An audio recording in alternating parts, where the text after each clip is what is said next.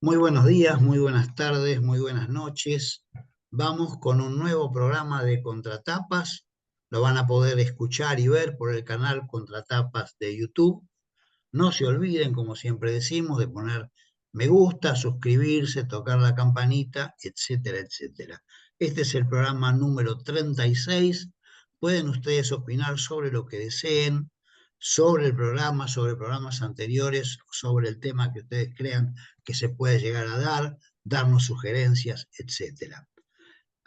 Estamos aquí, mi nombre es Héctor Gurbit y estoy con mi compañera Graciela Spadaro, a quien saludamos y nos va a contar de qué vamos a hablar en este programa. Hola Héctor, hola gente que nos acompaña. Un gusto otra vez compartir este espacio con ustedes. Bueno, hoy vamos a hablar de dos personas a las que es difícil disociar. Digamos que tienen una historia de 50 años en común, entonces, y han trascendido por sus quehaceres. eh, Ahora se van a ver a qué se dedicaban cada uno, y permanecen generalmente en nuestra memoria juntos. Yo voy a tomar a Simone de Beauvoir y Héctor va a tomar a Jean-Paul Sartre. De Simone de Beauvoir, lo único que les voy a adelantar es que es una filósofa, escritora, profesora, una mujer comprometida con su ideología y su tiempo, fundamentalmente eso, muy comprometida, a la cual a veces es difícil entenderle el concepto de libertad que ejerce. Pero bueno, hoy estamos un poco para desentrañar esta forma de pensar de Simón. Contanos Bien, vos. yo voy a contar un poquito los mensajes que hemos recibido. Una de María Fernández, que dice muy interesante el programa. Leí y vi la película de la señora Dolway y Las Horas. Ahora tengo ganas de leer los demás libros y también quiero leer a Kafka. Gracias y manda un corazón, un enorme corazón. Y Marta Beatriz López dice, se convierte en un escarabajo. Bueno, cada uno imagina lo que quiere, está muy bien. En cuanto al programa, muy interesante. No leí nada de Wolf, vi películas y siempre la asocio a Elizabeth Taylor, obviamente. No, y dice, no hablaron del padre de Kafka, creo que es fundamental en su vida. Saludos para los dos, es muy interesante verlos y escucharlos. Así que bueno, si te parece bien, empiezo con las cosas iniciales de nuestro Jean-Paul Sartre, que nació en París en 1905 y murió también en París en 1980. Fue filósofo, escritor, novelista, dramaturgo, activista, político y militante, biógrafo y crítico literario francés. Y curiosamente, fue el 10º escritor francés galardonado con el Premio Nobel de Literatura, eso fue en 1964, pero lo rechazó, explicando en una carta a la Academia Sueca que él tenía por regla rechazar todo reconocimiento o distinción y que los lazos entre el hombre y la cultura debían desarrollarse directamente, sin pasar por las instituciones establecidas del sistema. Yo les comento un poco, voy a hablar un poco alguna cosa de mí, porque lo primero que debo decir que en mi juventud, de los 18 o 20 años, era leer a Sartre como una obligación. Seguimos entonces con Graciela. Bueno, algunas cuestiones que nos van a ubicar en el tema familiar de Simón. Nació en París en 1908 y falleció en 1986. Fíjense en que fue una mujer que vivió las dos guerras. Su familia materna era de alcurnia y dinero. Su abuelo era presidente del Banco de la Meuse. Su padre fue durante un tiempo abogado, pero se dedicó con pasión a la actuación. Simón se crió entonces en el marco de una familia burguesa con moral cristiana por parte de madre, muy estricta, y por parte de padre, artística y atea. Bueno, esa mezcla nos va a dar el cóctel que terminó siendo Simón. La familia vivió, hasta después de la Primera Guerra Mundial, en una enorme casona en París, correspondiente con su situación económica. Pero tras la guerra, el abuelo declaró la bancarrota, no solo del banco, sino también de la familia. La madre de Simón se acomplejó, se deprimió por el resto de su vida. ¿Por qué? Porque la dote que su padre había prometido y de la cual dependía su esposo para mantener los lujos a los que ya estaba acostumbrada, había desaparecido.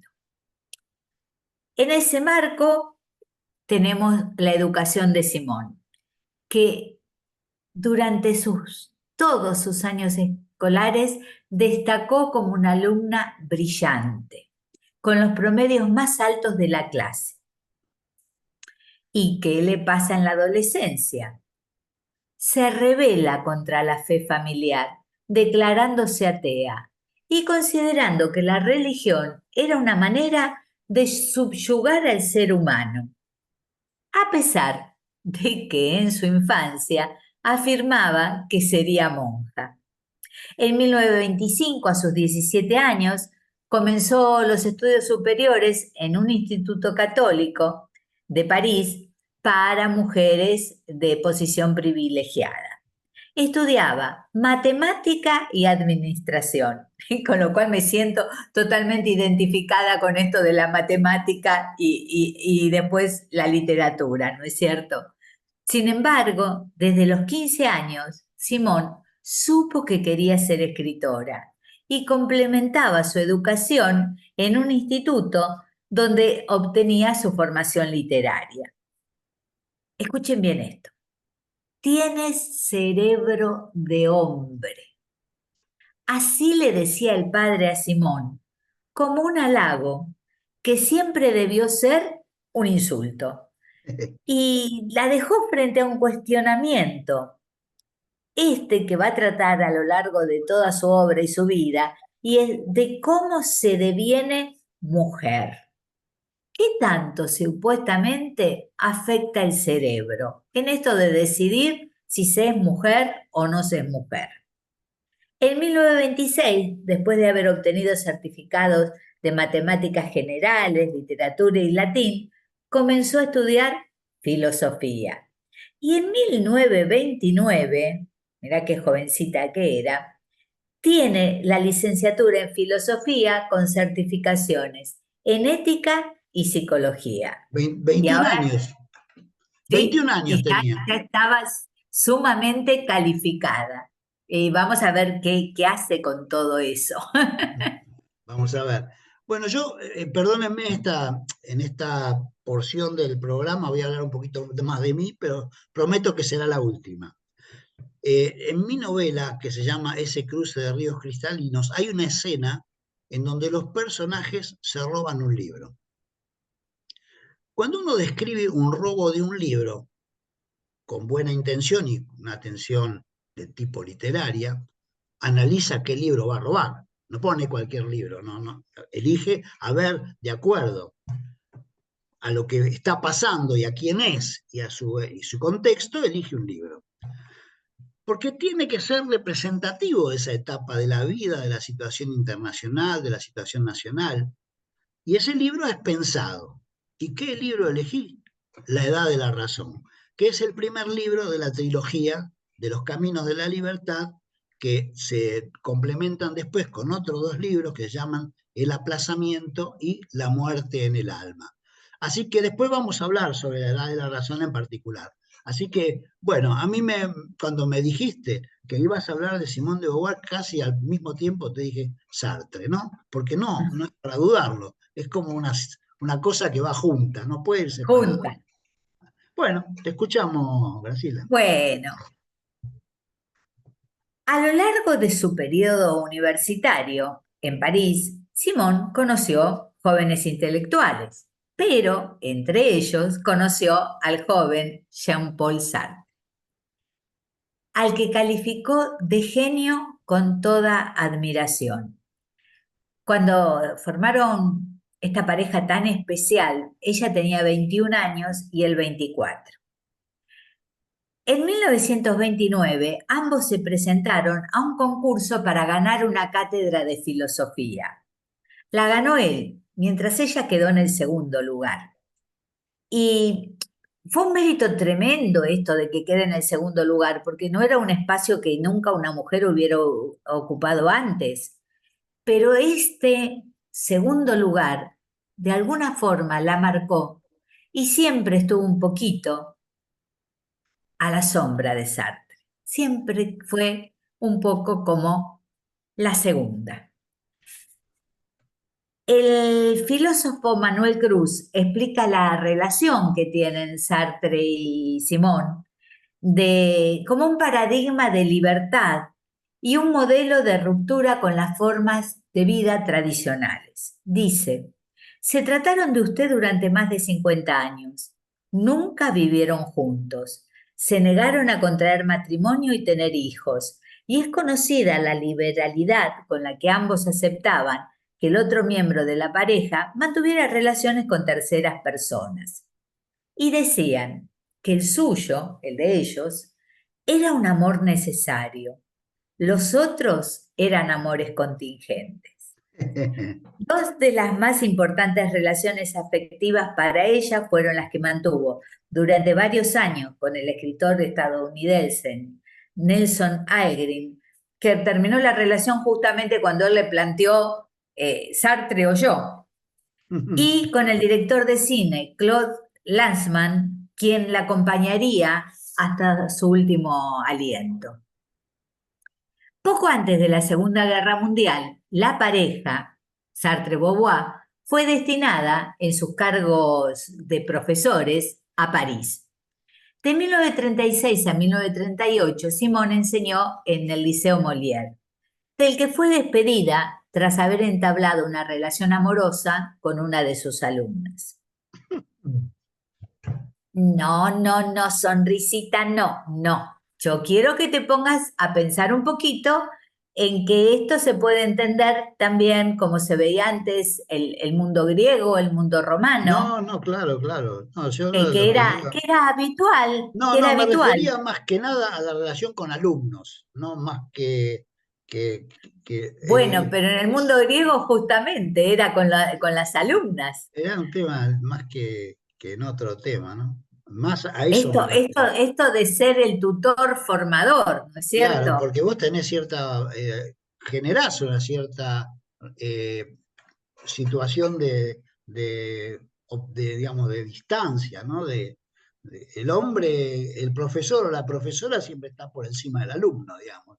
Hay esta Claro, relación, hay se supone que dicen una amo esclavo, ¿viste? relación, De Hegel. Es, claro, hay una relación un poco jerárquica, digamos, claro. en el vínculo. Pero bueno, yo dije que les iba a contar muchas cosas de Simón, no me guardo nada y traten de entender en la medida que les voy contando. Su primera novela, Primalidad de lo Espiritual, escrita entre 1935 y 1937, fue rechazada por varias editoriales. Así que si escriben, sigan escribiendo que van a ser rechazados, pero insistan. Finalmente se publicó en 1979, mirad, 44 años después la pudo publicar con el título Cuando predomina lo espiritual. La invitada, que va a ser su primera novela entonces, se publicó en 1943. En esta novela, la escritora describía, mediante personajes ficticios, la relación entre Sartre, Olga, una de sus alumnas, y ella misma, a la vez que exploró los dilemas existencialistas de la libertad, la acción y la responsabilidad individual. La novela fue un éxito editorial, tan inmediato que la llevó a ser suspendida. En junio de 1943, la novela dije que se publicó en 1943, de la Educación Nacional. Otro de los motivos de la suspensión fue la presentación de una denuncia por incitación a la perversión de personas menores por la madre de Natalie Sorokin, una de sus alumnas. Se la reintegró a Simone en el cargo de profesora tras la liberación de París.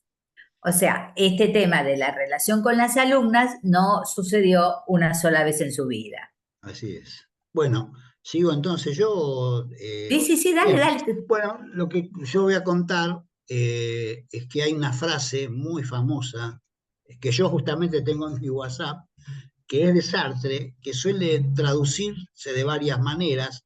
Es una frase muy famosa que tiene varias traducciones. Yo voy a contar las tres que conozco, pero bueno, son más o menos lo mismo. Dicen, somos lo que hacemos con lo que hicieron de nosotros. También la traducen, soy lo que soy con lo que hicieron de mí, o cada uno Sí, hace lo que hicieron de él. En fin, cualquiera de esas traducciones es válida.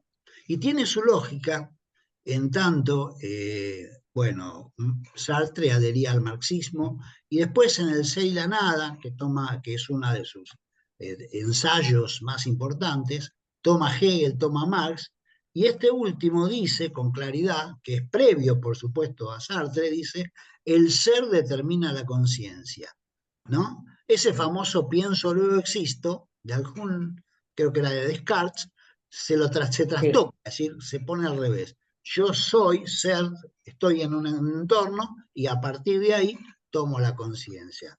Bueno, pero ya vamos a hablar de ese tema con mayor profundidad cuando trate el libro El Ser y la Nada. Así que te cedo la palabra, trato de guardarme la mayor cantidad de tiempo para hablar sobre el ser y la nada. Bueno, eh, El segundo sexo, la novela que la catapulta al éxito total y la pone en la pilastra no solo de las más vendidas, porque vendió 20.000 ejemplares en una semana, sino este texto en particular es el que van a tener en cuenta los movimientos feministas. Claro. La respuesta internacional fue negativa. Pero Simón no dejó de recibir cartas en las que las mujeres le agradecían y reflexionaban con ella sobre la idea que ella propone en el texto, en la que dice, su frase célebre, no se nace mujer, se llega a serlo. Mm. Como que el sexo no determina. Esto es el tema bien de los estudios que hay ahora acerca de género, Claro, ¿no? claro, claro. Bien. La Santa Sede, por ejemplo, se mostró tan contraria a este ensayo que no dudó en incluirlo en la lista de sus libros prohibidos. Así, Simón se convierte en la precursora del movimiento feminista, sin pretenderlo, en una sociedad en la que se relega a la mujer en una situación de inferioridad.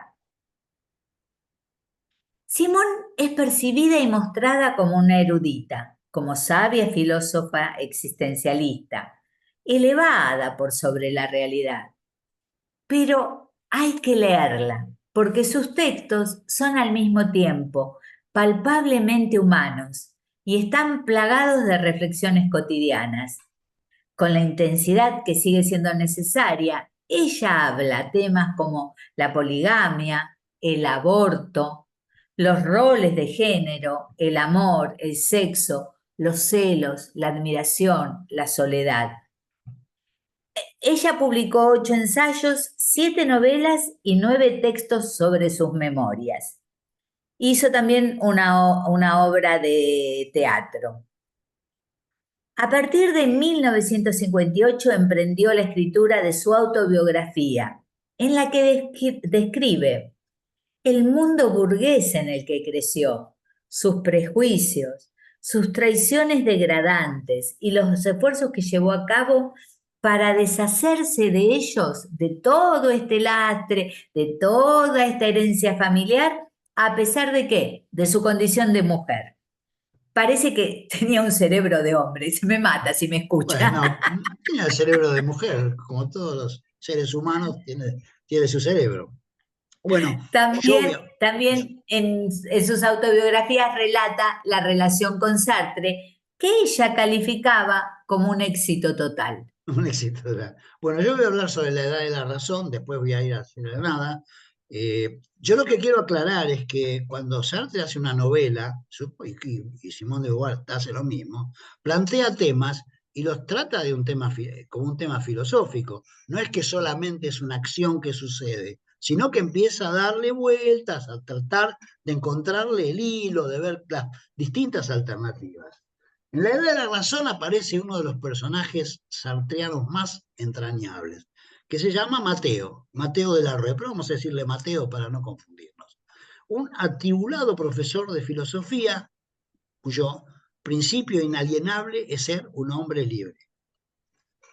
La primera parte de Los Caminos de la Libertad es para mí, ¿no? Es el mejor de los tres volúmenes. El protagonista es el alter ego de Sartre, y todas las cuestiones que plantea, está él como presente, es Mateo, es él, y la dama es Simone de Beauvoir, ¿no? Eh, y esto se plantea, o el libro está escrito, ubicado históricamente en los finales de los años 30, o sea que hay que pensar en ese momento, ¿no? Marcela, el personaje femenino, le anuncia que ha quedado embarazada. ¿No? No dice ha quedado embarazada porque se le ocurre o porque va a empezar a trabajar ese tema. Enfrenta una decisión, que es decidir si abortar o no. O sea, si el embarazo ha de condicionar contraer matrimonio. Eso se plantea. La historia en sí hoy no es novedad, pero situada en los momentos previos a la invasión de Francia por el ejército alemán en la Segunda Guerra Mundial y haber sido escrita al finalizar de la misma, es decir, después del 45, la misma le da una intensidad y un contexto que hace que sea muy especial incluso cuando yo era joven, era maravilloso, ¿no? A Mateo le asalta la duda. Él propone, esta es la palabra que utiliza, deshacerlo.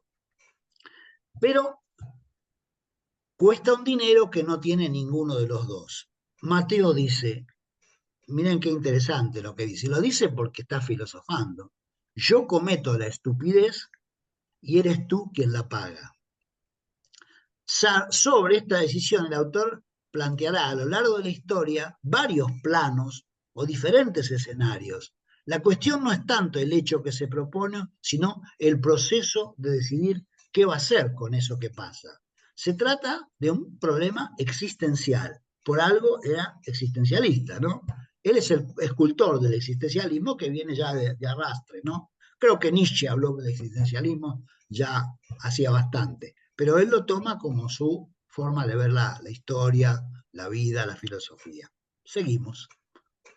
Muy bien, muy clarito. Y esto del existencialismo es lo que los marca su forma de vida, de militancia. En 1964, Simón publicó Una muerte muy dulce. En ella relata la muerte de su madre. Sartre consideró siempre que este había sido el mejor escrito de Simón. La eutanasia o el luto forman el núcleo de este relato, cargado de emoción. A lo largo de su luto, a la escritora la acompaña una muchacha que conoció en ese momento, Sylvie Le Bon, estudiante de filosofía. La relación que unió a las dos mujeres era, según la califican de algún modo, voy a decir, a posteriori, un poco ambigua. No se sabe si se trataba de una relación tipo madre-hija, de amistad o de amor. En su cuarto escrito autobiográfico, Final de Cuentas, Beauvoir declara que compartió con Sylvie el mismo tipo de relación que la unió 50 años antes a su mejor amiga Sasa. Sylvie Le Bon fue adoptada oficialmente como hija por la escritora, quien la nombró heredera de su obra literaria y de sus bienes. Mirá vos. De Beauvoir sostiene que la mujer, tal como la definía la sociedad occidental de su tiempo, es una construcción cultural. Señala que a lo largo de la historia, la mujer ha sido definida en relación con el varón. ¿Cómo? Madre de, esposa de, hija de, hermana de, por lo cual sostiene que la principal tarea de la mujer es reconquistar su propia identidad específica. ¿Desde dónde? Desde sus propios criterios. Las características con las cuales se identifican las mujeres no les vienen dadas desde la genética, sino por cómo han sido educadas y socializadas. Como resumen de este pensamiento, escribió una frase que comenté anteriormente, que es una de las más famosas: no se nace mujer, se llega a serlo. Bien, bien. Bueno, yo voy a seguir ahora con el ser y la nada. Después voy a seguir con la edad de la razón, pero quiero que hablar sobre el ser y la nada para que se me pasa el tiempo y no pueda hablar. Este tratado filosófico, que es lo más importante que ha escrito Sartre, se escribió en 1943. Se vive en el marco de una angustia mundial, es decir, había obviamente mucha angustia en el mundo, estaba la guerra, y la angustia es el tema que trata el ser y la nada, la angustia de decidir entre varias posibilidades. Y a él la angustia muchas cosas, ¿no? La idea de la nada, la idea de la pequeñez, de la injusticia, y plantea que el hombre debe rebelarse contra lo que intentan hacer de él. Es la situación sociopolítica que nos condiciona, el inconsciente que nos condiciona, eso lo toma de Freud, ¿no? Todos los filósofos toman cosas de otros filósofos que van enriqueciendo, ¿no? Y dice, somos lo que elegimos ser, pero de una manera muy particular, porque la vida, dice, es pasiva, la conciencia es pasiva, recibe pasivamente los estímulos exteriores, refleja el mundo a partir de la materialidad exterior, refleja quiere decir copia, esto lo vivimos nosotros ahora con los medios de comunicación. Así que él lo diga en 1943 es interesante. Bueno, también lo dice eh, de la hegemonía en los escritos de la cárcel de, de, de Bakú. No, bueno, nada, ya me voy a acordar. Tener presente, ¿no?, que Sartre es un marxista. Y Oscar Wilde, ¿querías decir? no, no, no, no. Ah, no, porque la cárcel me viene de profundis de Oscar. Bien, ya alguien me lo va a decir, yo me lo olvidé. Entonces él dice que el problema que tiene es que es la nada, ¿no? Este es el tema fundamental. Porque dice, está el ser en sí sería el cuerpo humano, una piedra, son cosas, ¿no? Bueno, no son cosas, pero sí. De alguna manera el hombre también es una cosa, el árbol es una cosa, la computadora es una cosa, ese es el ser en sí. Y después está el ser para sí, que es el que proyecta, ¿no? Cuando proyecta, hace, condiciona, proyecta, hace, condiciona, y así de seguido vive una total angustia infinita decidiendo cada vez lo que va a hacer. Bueno, en el próximo tramo seguimos con el ser y la nada, así dejamos que Graciela No, pero siga. si se está desarrollando la idea, Dale, bueno, entonces él se pregunta, ¿somos lo que elegimos ser? Como el pasado es inmodificable, entonces ese pasado pasa a ser o se transforma el ser en sí, porque ya pasó, está, es lo previo. Entonces viene la solución sartreana. ¿Qué es el presente? Es puro proyecto. Esa es la libertad del hombre, la libertad de elegir, elige y hace, y pasa a ser en sí. El pasado es lo que hicimos, el futuro es el proyecto, y el presente, ¿qué es? Nada. muchos hablan, otro filósofo van a hablar de que el presente es la fusión entre el pasado y el futuro. Bueno, pero él nada, bien, nos quedamos con esa idea. Bueno, si se estaban aterrando con algunas situaciones de la vida de Simón, por favor, no la castiguen ahora por lo que voy a contar. Hay que entender su espíritu.